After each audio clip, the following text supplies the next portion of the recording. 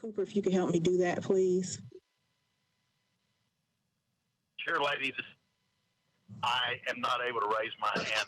I'm via just phone. Okay.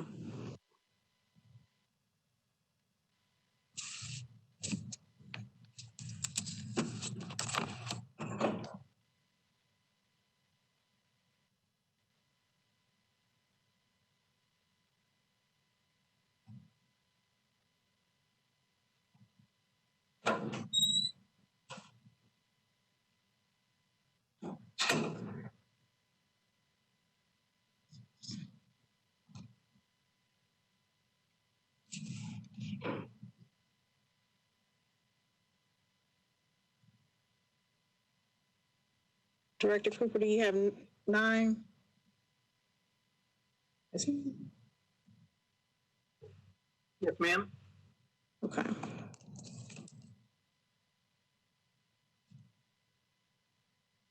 All right, we have a quorum. I'm going to read the electronic meeting motion. Pursuant to Governor Lee's Executive Order number 16 regarding electronic meetings as extended by Executive Orders number 34, 51, and 60, I make a motion that this committee meeting agenda constitutes essential business of the Metropolitan Council and that meeting electronically is necessary to protect the health, safety, and welfare of Tennesseans in light of the COVID-19 outbreak. Can I get a motion? So moved. Second. It's been properly moved and seconded. Is there any discussion? I assume these hands are from the roll.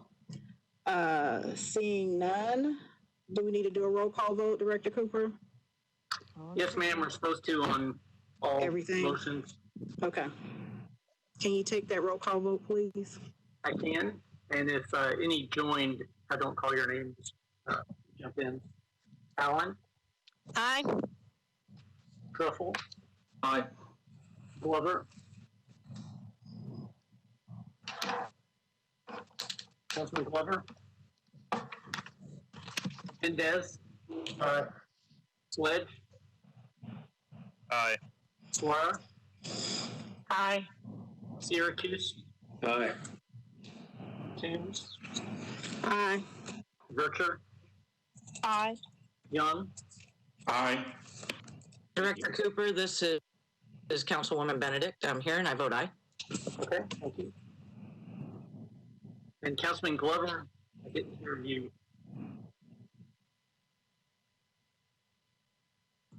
Okay.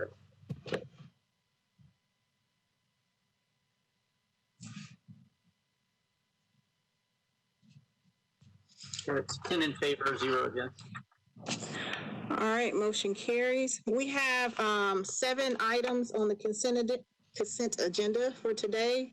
Resolution 2020-590, 591, 592, 593, 594, 597, and 598. I will read them. Resolution 2020-590, Toombs, Taylor, Hauser, Swaller, and Welch appropriates funds from the U.S. Department of Health and Human Services to the Metro Action Commission to support the Head Start program by funding a comprehensive child development program for disadvantaged children. Resolution 2020-591, Toombs, Taylor, Swaller, and Welch approves amendments from the U.S. Department of Health and Human Services to the Metro Action Commission to support the Head Start program by funding a comprehensive child development program for disadvantaged children. Resolution 2020-592, Swaller, Toombs, Taylor, Allen, and Welch appropriates subrecipient grant agreement funds from the Metro Development and Housing Agency to the Metro Action Commission to address rent and mortgage assistance for up to 3 months for eligible households resulting from the COVID-19 pandemic.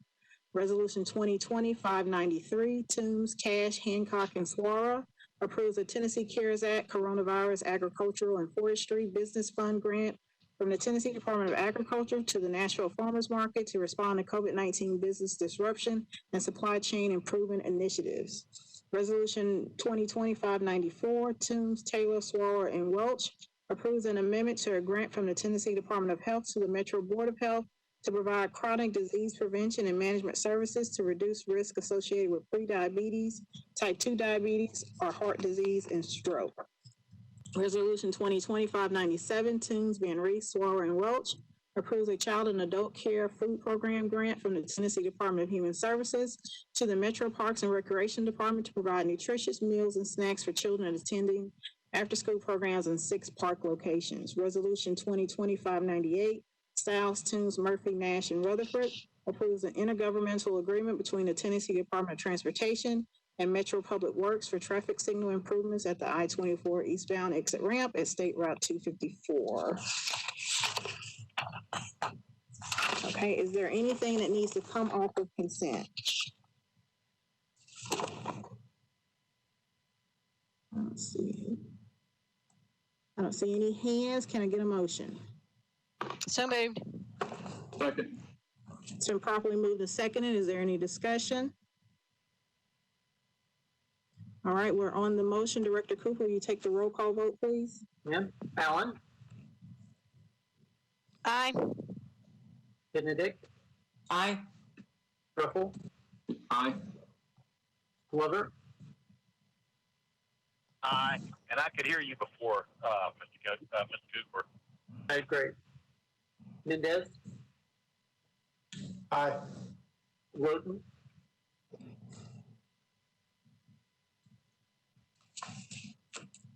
Councilmember Roten, Councilmember Sledge, Aye.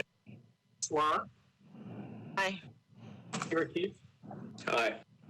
Toombs, Aye. Vercher,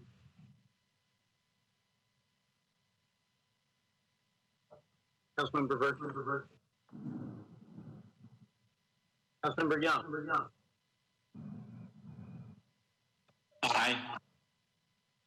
Director Cooper, can you hear me now? yes, I can. That was an aye.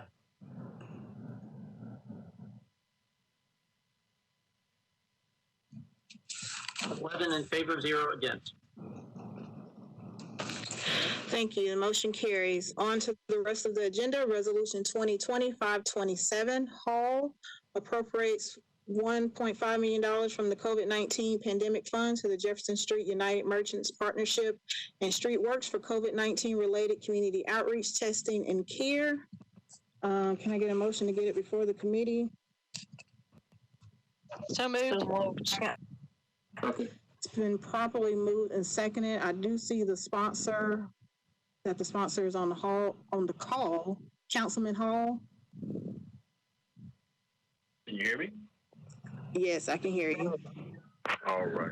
Yeah, thanks, guys. Actually, good to be up and moving and be able to participate in committee and council stuff again. Very happy to have you back. So, Streetworks and Jump do a lot of phenomenal work in the city, and it was an awkward thing looking at the work that they've been doing in conjunction with the Homeless Commission and others, and how they played an intricate role because they're so trusted in the community when it comes to certain things. Their NETO program, passing out PPEs, all of these different things that they're doing. I didn't want to put Councilmember Hurd in an awkward position with this, but they are doing some phenomenal work, and I was trying to find a way and a reasonable amount for them to continue to do what they're doing and not take away from the resources that the Homeless Commission and Ms. Tackett have been awarded for some of the same things. And so we had talked about this extensively for a while. I was thinking about just pulling it and waiting to see what happens and trying to get the Homeless Commission to work with them and maybe share some of their funding. But the further we get into this and we see how the numbers have fluctuated and things are going down, and now that we're back to phase 3, I just think it's imperative that we make sure that every organization that's on the front line actually doing these things gets whatever funding we can possibly get to them before we don't have it available. Because my greatest fear is that come now in the flu and pneumonia season and coming toward holidays, being fully open back up, that our numbers are going to jump back up and being all the way open, and then we're not going to have the funds at the end of the year to be able to help them when we need to. So I'd ask for approval.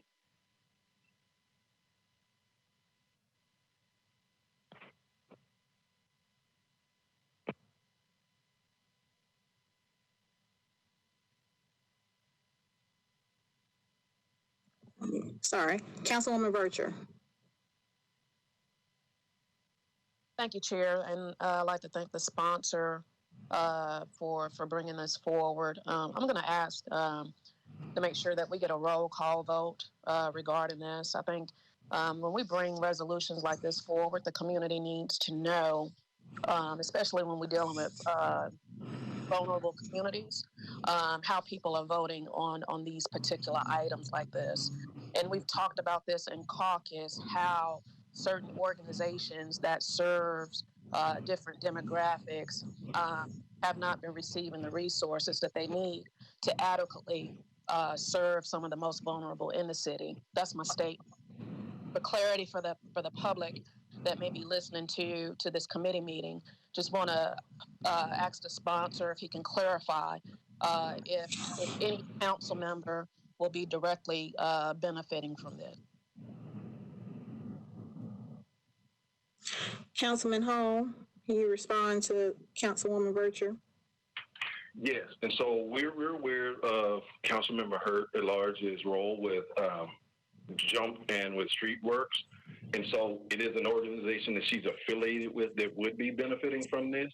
But we know, just like with any other piece of legislation, if there's some connection or question or concern surrounding any council members' connection to something, that they abstain or absolve themselves from the conversation and vote. Thank you, Councilman Hall, for clarifying that the councilwoman does not and will not directly benefit from this. Thank you so much. Absolutely.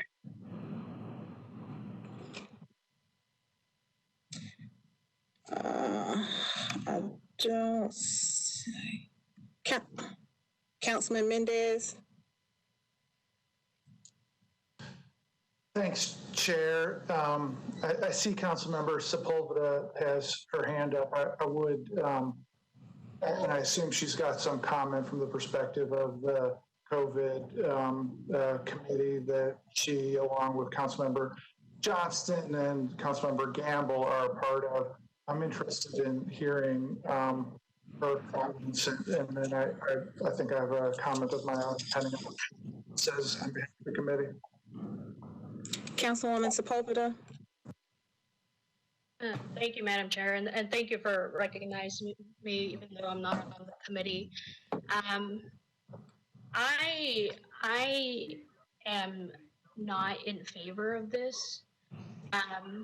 As a committee member for the COVID-19 Financial Oversight Committee, we have a specific process in place because we have certain metrics and measures that we take into account. We have had several departments submit proposals to the committee, and then we have reviewed them. I am not saying that they are not doing a phenomenal job for a community that is very much underrepresented in most cases. I would just caution in voting for something that has not come through our committee. It opens up the possibility of this continuing to happen, and we have very limited funds. So I would encourage Councilmember Hall to withdraw this and submit this to the committee so we could take a look at it and we could consider these funds.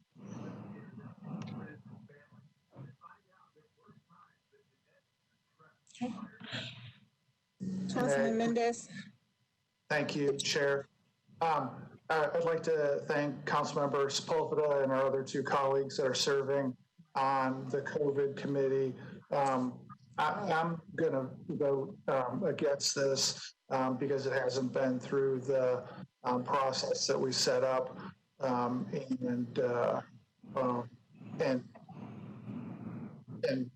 so I respect Councilmember Hall and what Councilmember Vercher had to say, but I'm going to be opposed because it hasn't followed through with the process. Thank you. Thank you, Councilman. Councilman Hall, I'm gonna get Councilman Druffel first, and then I'm gonna come back to you. Councilman Druffel? Yeah, just a quick question. Have we approved any resolution for COVID relief that has not gone through the oversight? Not in regard to the 121 million. That is strictly within the purview of the Oversight Committee. So the process has always been going through the COVID Oversight Committee and then come to us. Is that correct? Yes. Okay, thank you. Councilman Hall? Do we have someone from finance on?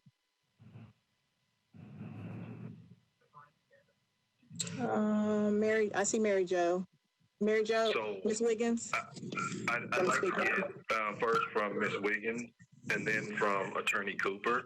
I know we have the process in place, but oversight is oversight and has not been a requirement. If we were told it was a requirement and had to go through that process before being able to file the legislation, it would have an impact and I would understand more so. But Ms. Wiggins can attest to the conversations that have been having directly between her, Finance Director Crumbo, and council members about different financing and verifying whether the funds were available. So no disrespect to the committee.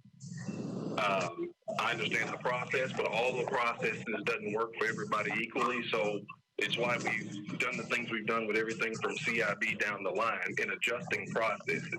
We know we're at the end here. There's a small amount of money left. And how much of that money is going to go, all of that money is going to go away if not used at the end of the year. And so we don't want to find ourselves on the wrong side of this. So I'd like to give Ms. Wiggins the weigh in first and then Attorney Cooper on the requirement. Yes, Councilman Hall. So we did, I did reach out to legal to understand if the requests were required to go through committee. It's my understanding that legally they do not have to. The benefit of going through the committee is that we also then not only have the input of the committee, but also review the applications, which will indicate the eligibility of the use of the funds.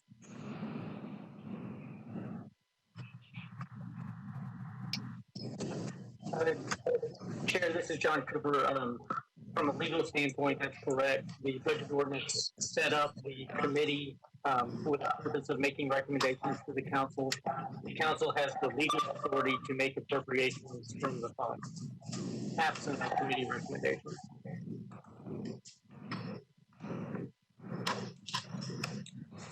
Not being a legal requirement and suggested does not necessarily disqualify an application. As a body, that is our job to appropriate and legislate.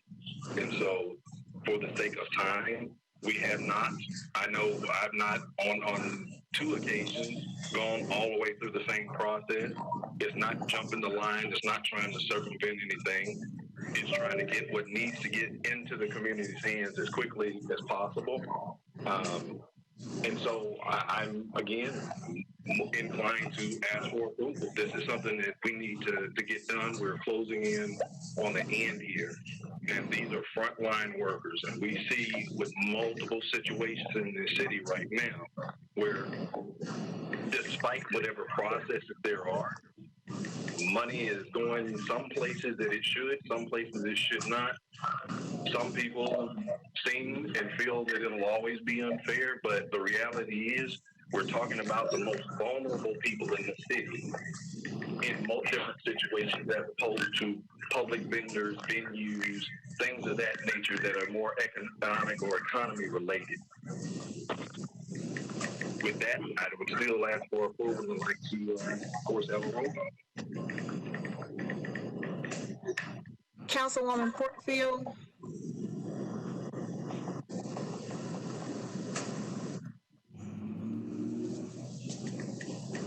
Councilwoman Porterfield, can you hear me? I believe she's on the phone.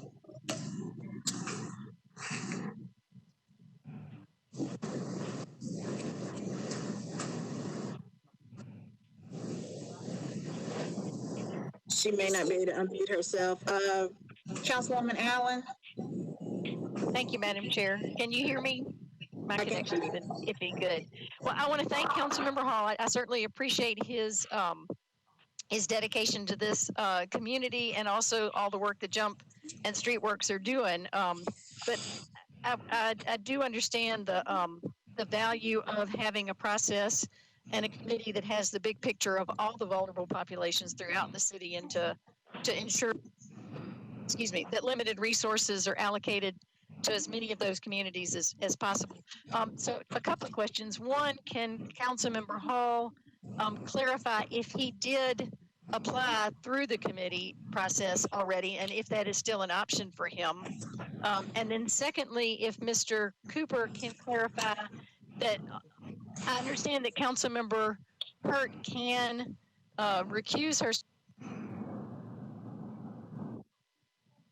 herself from the vote, but is there a way to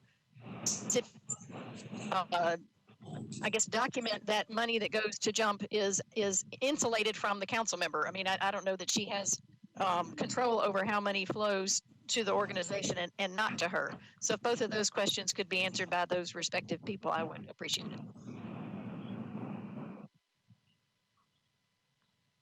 Councilman Hall. I could only hear part of one of the questions. It cut out for a second. I think the first one was, did we go through the committee process? The answer is no. I went straight to legal and had conversations on two separate pieces of legislation repeatedly with the finance director and Ms. Wiggins. Thank you. What was the second question? The second question was to Mr. Cooper, if he could explain the legal process, which a council member is an executive director, can that be insulated from her as is appropriate? And I think she would advocate for that. Is there a legal way to do that? From an accounting standpoint, I don't know whether that can be done or not. That would be a discussion between those organizations and finance as they negotiate the contract. From a legal standpoint, Councilmember Hurt would obviously need to recuse herself both under state law and under the Metro Ethics Code because she does work for the organization that would be receiving the funds. Okay, thank you. And Chair, that has been done because grants have been awarded from Metro to Jump in the past. Councilwoman Allen, does that answer your questions? Yeah, yes, that answers all my questions. Thank you. Okay. I am going to move on to folks who haven't gotten a chance to speak. Councilwoman Benedict. Thank you, Chair. I think my concerns have been, I just want to make sure, we're talking about making sure the public understands where people's votes are. I think it's important that this fantastic organization that's doing such good work has the opportunity to go in front of the COVID committee and seek some funding allocation. I would love to get some of those funds in their hands, and I trust that the colleagues who've been appointed to that committee will also see the value that this organization is and that we're able to get some funding to them. And, I'd love to see it at this dollar amount as well. But because we have that process and we've spoken about that process since the time that this legislation was introduced, I just can't support this. I want to go through the proper channels to make sure that we can get this funding in and follow the processes that we've set up. So thank you, Chair. Thank you. Councilwoman Suara. Thank you, Chair. Let me first clarify that it is possible for an organization to make sure that the money that they get does not go to salaries of whoever is in charge. And so that can be done and that can be documented, and so there's no problem with that. But I do want to say that I appreciate the legislation and the support for Jump, and I'm in support of them getting the money, and I'll go on record as saying that I hope that they do get the money for all the good work that they're doing. But not to repeat what everybody is saying, we had a very long conversation last week about a similar resolution, and how we need to follow the process. And we do not want to set the precedent for allowing council members to just keep doing resolutions, everybody bringing one of their own. And so mine, I support Jump. I support them getting the money, but I would vote against this only to be able to make sure, just like I did last week against the one for that we had the conversation on, so that we can follow the process and we can make sure that it follows through. Anyone that wants to support Jump is welcome to write a letter of support to the committee or to go before the committee through the application. I think that was the process that was explained. And I'll say to council member all that, just like we discussed last week, that this is a new process. And I think the idea of how it's supposed to flow was not discussed until the last meeting when we had a similar resolution. And so, to be fair and to be equal and treat all resolutions the same, I would recommend that this be done through the COVID committee. Thank you. Thank you, Councilwoman. And I want to remind everyone, if you're not speaking, if you could mute your mic, please. We're catching background conversations. Madam Chair, this is Councilwoman Porterfield. Can you hear me? Yes, I can hear you, Councilwoman Porterfield. Thank you so much, and thank you for giving me the opportunity to speak. My questions were, I believe my questions have been acknowledged. I just wanted to confirm that Jump would still be able to go through the process and they would still be able to apply for the CARES Act funding. So there's nothing that's like precluding them from going through the process and applying for the funding. I just wanted to make sure that that was correct, and I think that has already been clarified at this point. That's correct, Councilwoman. Thank you, Madam Chair. All right, Councilman Young. Yeah. Oh, Councilman Glover. Yes. Yes, thank you. I'm going to end up abstaining. I think there's a lot of things about this I don't quite understand, but I also would like to recognize Councilman Hall for bringing this up, because unfortunately, the longer we keep businesses closed in Nashville, the more challenging it becomes for those individuals who work there. And so we're increasing this population considerably because of the way we're handling various issues. I normally like to abstain, but on this, that's why I am, because I just think there's too many unanswered questions. Thank you. Thank you, Councilman. Councilman Young.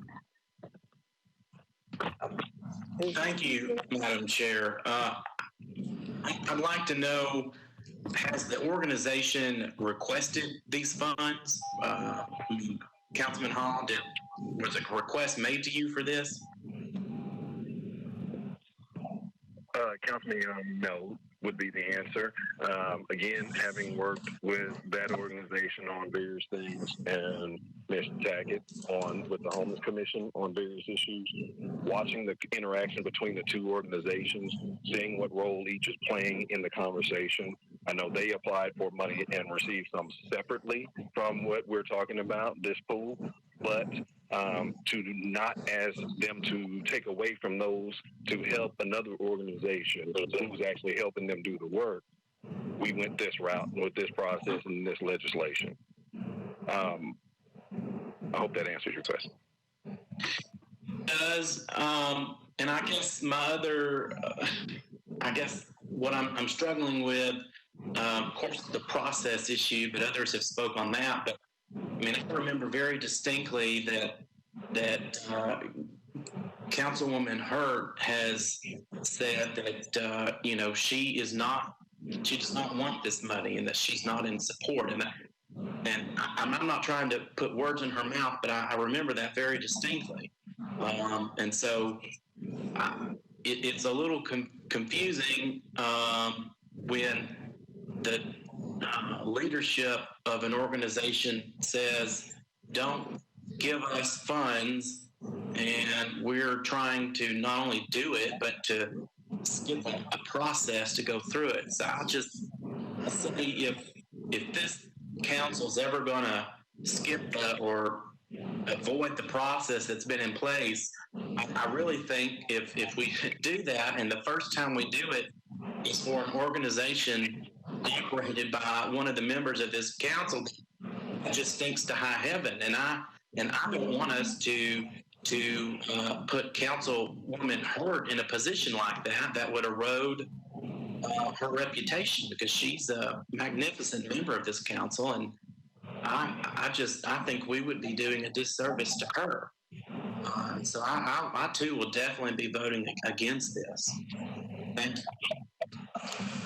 For the record, it's not that they don't want it and she doesn't want it. It's because of the conversation and the cloud that we're discussing now because of what's happened in the past. Again, we've done this before with Jump in the past when it came to grants, not COVID-related types of things, but it did cause issues because people are always going to look at council members through a different lens. And realistically, what we faced over the last term and then some regards over an extended period of time,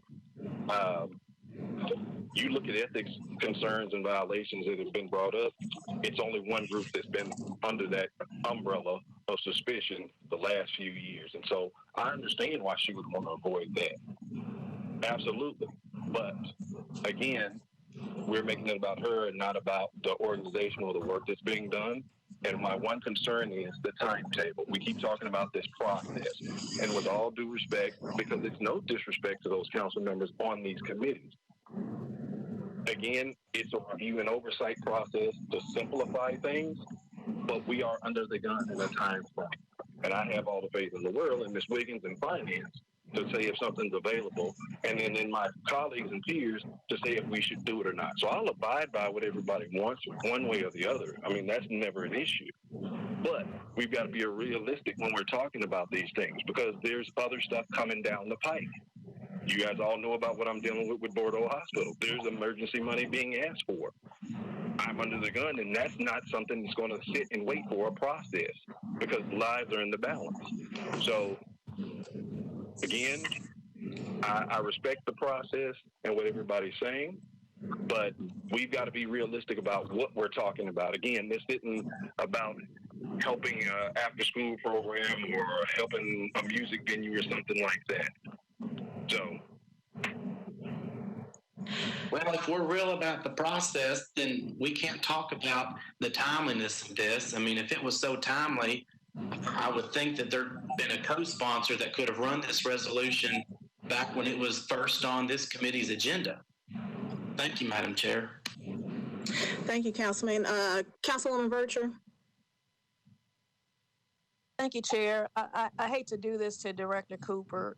Director Cooper, can you, if you can, and just hit the highlights if you recall, the differences between this resolution and the arts resolution from Councilwoman Nancy Van Rees? The arts resolution was a memorializing resolution requesting the committee to recommend the appropriation of funds to the council. That resolution was deferred. The committee did recommend that last meeting. This resolution is an appropriation from the fund to those organizations. Okay, thank you so much, Director Cooper. This is what I'm trying to do, Chair, and I stated this with the Metro Arts resolution too, because I supported that. If the sponsor would be open to amending this resolution to mirror the language from the Metro Arts in similar fashion of the Metro Arts resolution, I don't want the public thinking that we support Metro Arts more than we support advocacy for HIV and AIDS and other vulnerable committees. And the reality is that that's what it is. Because it is doing a phenomenal job. But at the end of the day, we are elected to legislate. That's what Councilman Hall is doing. Whether it's a committee assigned by the vice mayor, it does not negate that we're still legislators. Committees in place. No one in the chamber forfeits their right to be able to bring forward legislation. If I wanted to, I could bring forward legislation to sell the courthouse if I wanted to, because I understand my legislative power. Should I? No, but I'm making the point that just because we have committees in place that's looking at a process that we found out last week that it really is a formalized process, it doesn't mean that as legislators we can't bring forward legislation. So if the sponsor would be willing to amend this resolution so that it mirrors the same one for Metro Arts, because I don't want the body to be seen as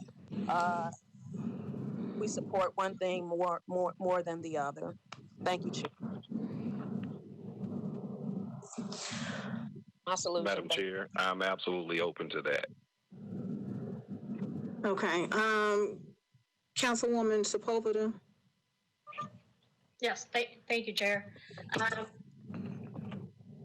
Councilwoman Verger is correct. You know, as a body, we could bring forth legislation whenever we want.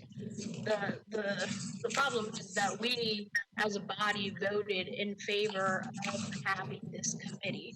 So we either wanted this or we didn't want this. Either we trust the process or we don't trust the process. As a committee, we had been very intentional in making sure that we provide an equitable process, and we have, you know, set aside funds specifically for minority businesses. We have you know, asked for data to be sent to us bi-weekly so we could make sure that certain zip codes who have been hit hard by COVID-19, that they are receiving the assistance they need.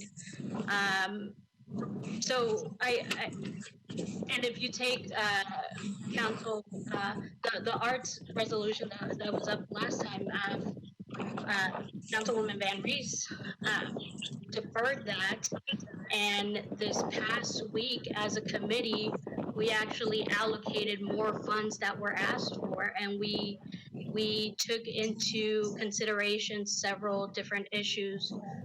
So I wholeheartedly hope that Councilmember Hall would bring this before the committee. I think these are great organizations, and I would love to be able to put more money into the hands of people who are on the ground serving communities that are underrepresented and that have been hit the hardest. So I do appreciate Councilman Hall for you know, uplifting these organizations, and you know, hopefully as a committee we could address this as quickly as possible, because I do believe that as a committee we have moved very quickly as soon as we were appointed. That's it for me. All right, thank you, Councilwoman. Committee members, the sponsor said that he is open to amending his resolution. That sounds like he's open to a deferral. So I need a motion to either vote this up or down, or a motion for a deferral. Motion for deferral. Second. For how long, Councilman Druffel? 1 meeting. Okay. It's been properly moved and seconded to defer resolution 2025-27 for 1 meeting. Is there any discussion, Councilwoman Allen? Any discussion on the deferral, Councilwoman Allen? Yes, ma'am. Just one question to Councilmember Sepulveda. I don't know what the meeting schedule of the committee is. Does that get this in front of the committee in time to act on it? We meet every Thursday. And so would that allow time to make a decision and get a resolution back to us and have it voted on? Yes, we have been moving very quickly. As soon as we get them on the schedule, they could come before the committee and you know, let us know what these funds would be used for. And we move resolutions, we move recommendations within a couple of days. So great. Thank you, President. Thanks to Councilmember Verger for this. Thank you. For being willing to make that change. You're welcome, Councilwoman Allen. Is that Councilwoman Porterfield? Yes, ma'am. Thank you so much for acknowledging me again. If this could be directed at if you could direct a question to Councilmember Sepulveda, is Jump actually files through the application process and you all are meeting on Thursday, would that potentially get approved would that potentially get approved prior to if the committee was to defer this one meeting and then we have to wait 2 weeks for memorialize a resolution? Would the process go faster if Jump applied directly to the committee if you all are meeting on Thursday? It all depends on the committee. I don't pretend to speak for the entire committee. We have had people who have requested to speak, and we get them on the schedule pretty quickly. Sometimes we vote on recommendations the same day. Sometimes it just takes 1 week. So it all just depends on what is asked for and where we are on the amount of funds remaining. Thank you for that clarification. I do not see any other hands in the queue, so we are on the motion to defer for one meeting. Director Cooper, will you take the roll call vote, please? And just a note, Councilman Mendez had to leave the meeting. Yes, Councilman Glover also had to leave because of a bad connection. Okay. On the motion to defer, Councilmember Allen.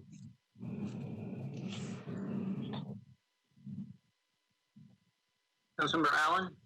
Aye. Benedict. Aye. Ruffle.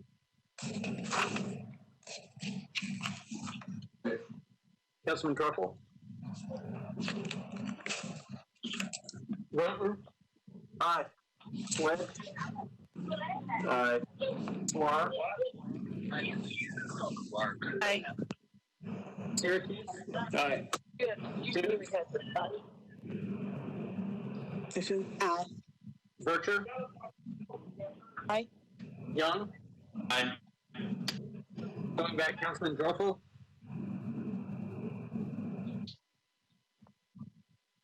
Nine in favor, 0 against. I'm sorry, I didn't. Sorry, I skipped over you. You're an aye? It's okay. Okay. Thank you. 10 in favor, 0 against. Motion carries. Moving to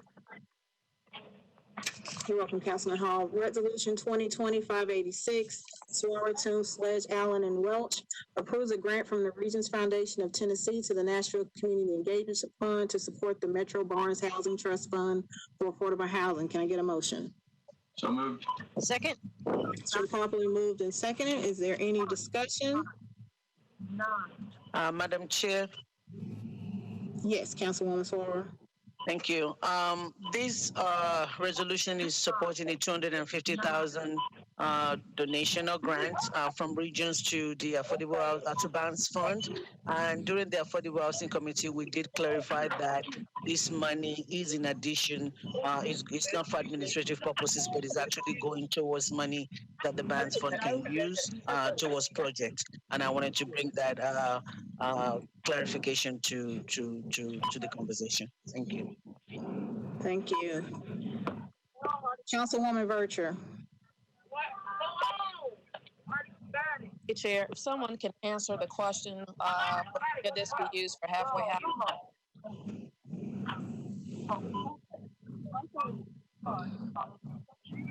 The question is, can the funds be used for halfway housing? Hannah Davis here from the mayor's office.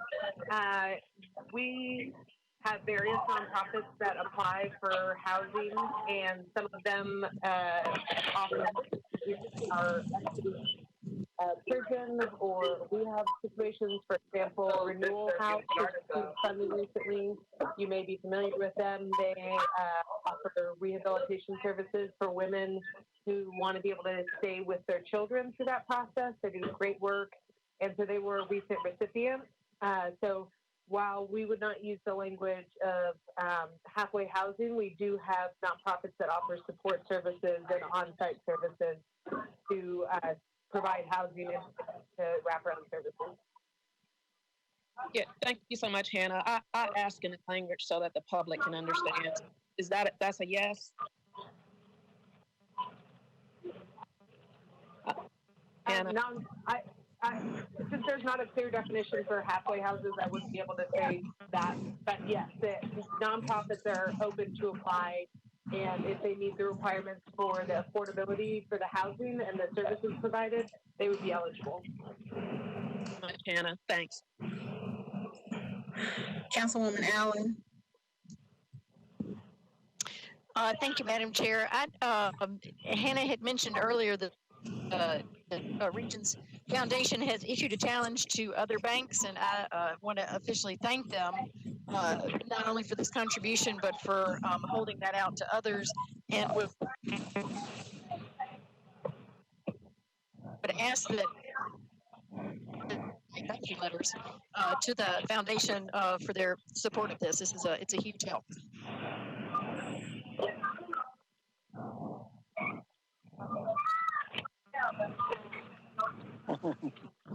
Councilwoman Allen, did you ask? I'm sorry, I couldn't hear you. There's somebody. Did you ask a question or was that a statement? I did. Yeah, there is definitely somebody who needs to mute. Yes, I had asked if this committee and the Affordable Housing Committee could both write letters of appreciation to the Regions Foundation, and I'd be happy to draft those letters if I'm authorized to. If that's the will of the committee, I'm fine with that. I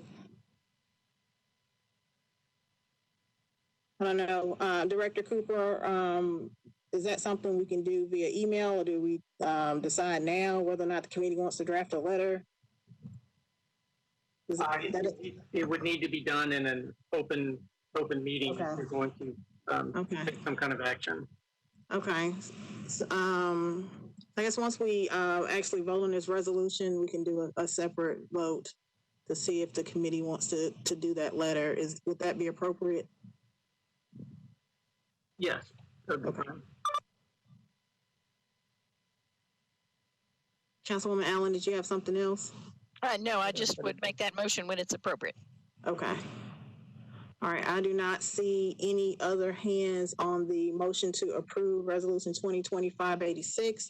Director Cooper, you take the roll call vote, please. Allen? Aye. Benedict? Aye. Russell? Aye. Porterfield? Roten? Aye. Sledge? Aye. Laura? Aye. Syracuse? Aye. Jones? Aye. Bercher? Aye. Young? Aye. Going back, Porterfield?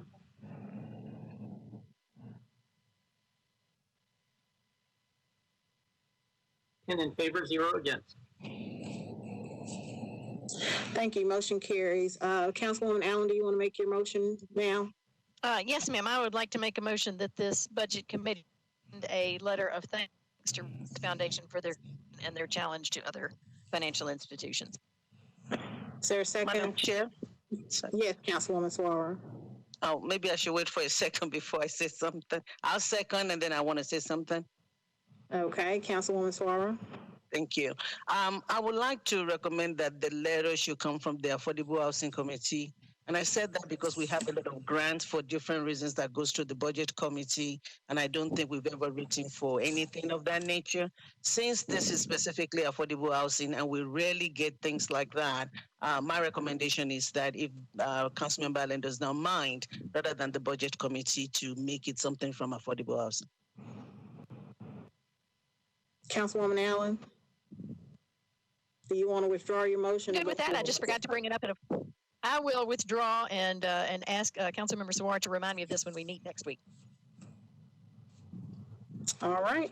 Well, let's move to Resolution 2025-87. Suara, Toombs, Sledge, Allen, and Welch amends the grant contract between Woodbine Community Organization Incorporated and Metro Government and authorizes an additional grant funds from the Barnes Fund for Affordable Housing to Woodbine Community Organization Incorporated for the purpose of constructing and rehabilitating affordable or workforce housing. Can I get a motion? So moved. Second. Second. It's been properly moved and seconded. Is there any discussion?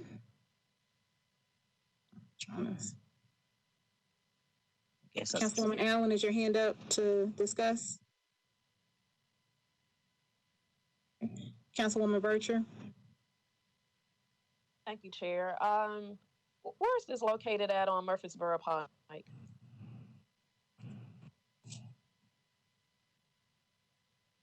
Ms. Davis, can you answer that? Yep, just trying to get myself off mute. So this one is on Hobson Pike, and I'm sorry, I have the rest of the information about it pulled up except the address. So I'll have that for you in one moment. If it is all right with you, it's not in the analysis for me. Okay, I will pull that up. Did you have another question, or can I provide a little bit of context about this specific grant to the committee?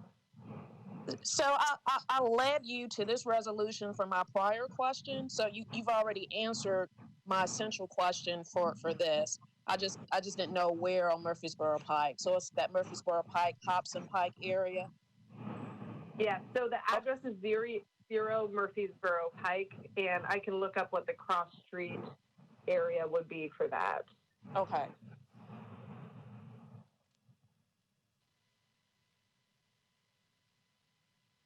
I will say, just so for the background, which we discussed in the Affordable Housing Committee meeting, this is one of the grants that was impounded during the last round. And there were 3 impounded grants. One has already come to you, and you voted on it in July. That was the new level CDC grant. And there's another one that's being held right now. And then this grant was the only sort of unique one that was only partially impounded. So they did receive, the commission had voted to approve a $2 million grant, which was their original application for the 323 affordable units. And they received the 1.2 million that was available at that time, with the promise that when the impounded funds were returned, the grant request would be made whole. So all the other grantees either did not meet the threshold for scoring or received their full grant amount.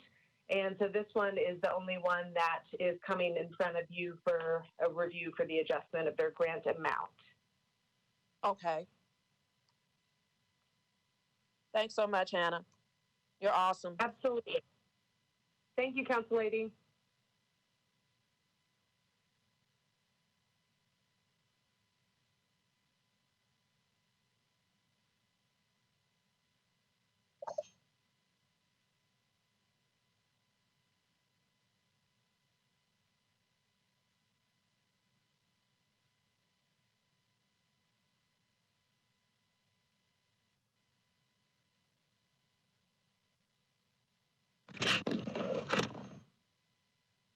Are there any other questions about the grant or the contracts that I can answer for anyone? No, there are no hands up. We're on the motion now. Okay. Are you ready for the vote, Madam Chair? Yes. Yes, I am. Allen? Aye. Benedict? Aye. Truffle? Aye. Porterfield? Roden? Aye. Sledge? Aye. Suara?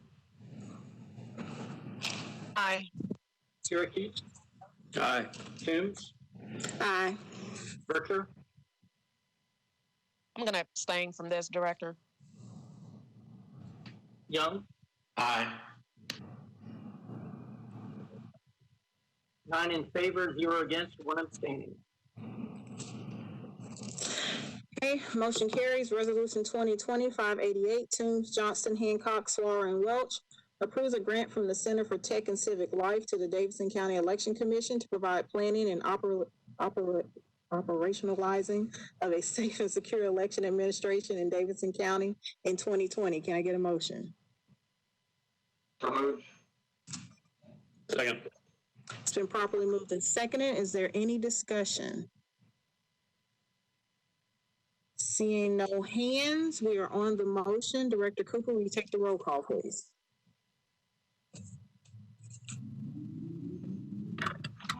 Allen, Aye.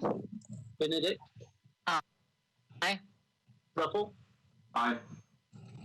Porterfield, Roten, Aye. Sledge, Councilmember Sledge, Aye. Suara, Aye. Syracuse, Aye. Toombs, Aye. Vercher, Aye. Young, Aye. 10 in favor, 0 against. All right, motion carries. Resolution 2020-589, Toombs, Flower, and Welch approves an amendment to a grant from Living Cities to the Metro Finance Department Procurement Division to support the city's work with the City Accelerators Retake Inclusive Procurement Cohort Program to improve the participation of minority and women-owned businesses in the Metro government's procurement process. Can I get a motion? So moved. Second. It's been properly moved and seconded. Any discussion? Councilwoman Vercher? Madam Chair, do we know who's actually going to own the implementation or the oversight, rather? Director Cooper, can you answer that question? No, I actually defer to the finance department. I don't know if anyone from purchasing is on here or not. If not, Director, I can follow up outside of committee. Thank you, Councilwoman. I'm sure someone in finance can answer that question for you. We'll follow up with them. Are there any other questions? Seeing no hands, we are on the motion. Director Cooper, will you take the roll call? Allen, Aye. Benedict, Aye. Ruffle, Aye. Porterfield, Roten, Aye. Sledge, Aye. Suara, Syracuse, Aye. Toombs, Aye. Vercher, Aye. Young, Aye. 10 in favor, 0 against. All right, motion carries. We are on our late file resolutions. Late resolution Toombs accept 6 donations from the Tennessee Highland Rim Healthcare Coalition to the Nashville Fire Department. Can I get a motion? So moved. So moved. It's been properly moved and seconded. On to discussion. I don't see any hands. I know someone from Nashville Fire is on the call, or at least was supposed to be. Yes, ma'am. Fred Smith, Assistant Chief EMS Operations. Yes, can you just briefly explain what this resolution is for? Absolutely. So the Tennessee Highland Rim Association is funded through the ASPER grant, federal grant, and it's a pass-through grant, so there's no match, no anything to it. So what this will help us do is support our regional asset in moving forward for any type of disaster or any type of need that we may have to augment what we currently do have in place as far as emergency first response.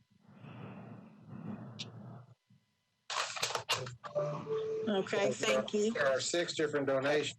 If y'all want me to be specific to those, and total of about $35,860. The AMBU bus, which I think all of you have seen or toured and been part of, which we've actually deployed multiple times now already, one of them being to Gallatin to support the movement of those folks out of the nursing home up there. It's about $9,000 to help build it out or finish the build on that bus on stuff that we need for it. Some portable computers for the field operations so that we can have better interoperability between ourselves and the hospitals and whatever else we might need. And then the rest of it fits into the category of training, where we can simulate mass casualty training with full body napkins and bleeding control kits, that sort of thing. So it enhances our ability to train our first responders. So it's really a wonderful grant supported by them. Okay, thank you for that explanation. Sure. I do not see any other hands, so we are on the motion. Director Cooper, will you take the roll call, please? Allen, Aye. Benedict, Aye. Truffle, Aye. Porterfield, Roten, Aye. Wedge, Aye. Suarez, Aye. Syracuse, Aye. Toombs, Aye. Verter, Aye. Young, Aye. 10 in favor, 0 against.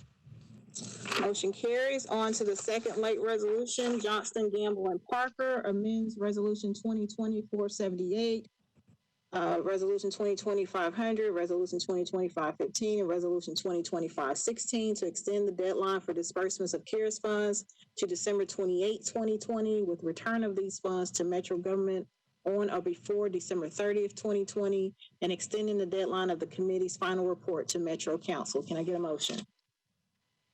So move. Second. It's been properly moved and seconded. We are on discussion. Do I have anybody from the Oversight Committee on the call? Councilwoman Gamble? Thank you, Chair. Yes, this resolution is to change the date on the for the previous resolutions that have been approved for CARES funding allocation. Initially, the thought of the committee was to have a date in November, I believe it was November 15th, to allow enough time if those funds weren't spent, weren't needed in the areas that we allocated, that we would have time to bring them back to the council for further consideration for other needs. However, what we found is that the funds have been very much needed in the areas that you all have approved them for. And at this point, we want to give them more time. We've been getting biweekly reports from the various partner agencies that are distributing or administering the funds. We've been getting biweekly reports from them on the status of the allocations, and we feel that that is adequate enough that we can extend the term of the agreement to December 28th to allow them more time to distribute the funds in the timely manner. But this is just to change the date in the previous resolutions from November 15th to December 28th. Thank you, Councilwoman. Any other questions? I do not see any hands, so we are on the motion to approve. Director Cooper, will you take the roll call? Allen, Aye. Benedict, Aye. Truffle, Aye. Porterfield, Roten, Aye. Wedge, Aye. Suarez, Aye. Aye. Syracuse, Aye. Toombs, Aye. Verter, Aye. Young, Aye. 10 in favor, 0 against. Motion carries. On to the final item on our agenda, bills on second reading. Bill 2020-461, Toombs, Rutherford, Vercher, Van Reese, Bradford, Hancock, Stiles, Gamble, Swallow, Allen, and Welch. Creates the positions of Chief Diversity, Equity, and Inclusion Officer and Workforce Diversity Manager. Can I get a motion? So moved. Second. It's been properly moved and seconded. Any discussion? Councilwoman Allen? Thank you, Madam Chair. So in light of all the budget cuts that we're looking at, will this position be filled, or will we just authorize it and then wait to see if we actually have the funding to pay for it? That may be a Ms. Wiggins question. I know that there's an exception for, there's been all of the funding freezes, but there's an exception for these two positions. So the funding for those positions will not be frozen. Ms. Wiggins, do you want to add something to that? And also to Mr. Jameson as well. Yeah, Chair Toombs, you're exactly right. These were excluded from the freeze. Mr. Jameson, would you want to add something? Can't add much to that, but they were specifically exempt from the freeze, and HR is proceeding with the interviewing process and candidate application reviews. So it is full speed ahead on these two positions. Councilman Allen, does that answer your question? Yes, it does. Thank you. Okay. Councilman Roten. Thank you, Madam Chair. Mr. Jamerson or Ms. Wiggins, I don't recall, maybe you can help me. I thought the previous administration or this administration had a diversity officer working in the administration. Could you let me know if that was true or not, or did we get rid of that position? Now we're putting it back in. Thank you.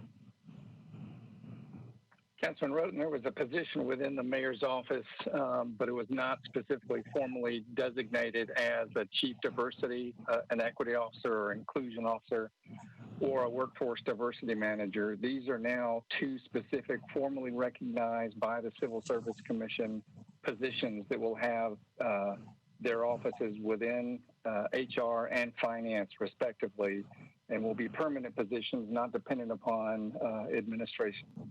I got you. So what was the designation in the administration? I will have the title for that individual for you at least first thing in the morning. It escapes me at the moment. Is that person still in the administration? Not that, no, this was part of the plan in creating these two positions so that we would have two positions independent of administrations that would be perpetual. I got you. Thank you, Mr. Davidson. That's it. Thank you, Madam Chair. I can help on that one. It was Ashford Hughes, was Chief Diversity, Equity, and Inclusion Officer, which was, as Mr. Jameson said, just a position within the mayor's office, not an officially recognized position. Thank you, Mr. Wiltshire. I appreciate it. Are there any other questions? I don't see any other hands, so we are on the motion. Director Cooper, please take the call. Allen? Aye. Benedict? Aye. Truffle? Aye. Porterfield? Roten? Councilmember Roten? Aye. Sledge? Aye. Suara? Aye. Syracuse? Aye. Toombs? Aye. Bercher? Aye. Young? There we go. Aye. 8 in favor, 0 against. The motion carries. I believe that concludes our business. Director Cooper, have I forgotten anything? No, ma'am, that covers it. All right, well, the meeting is adjourned. Thank you.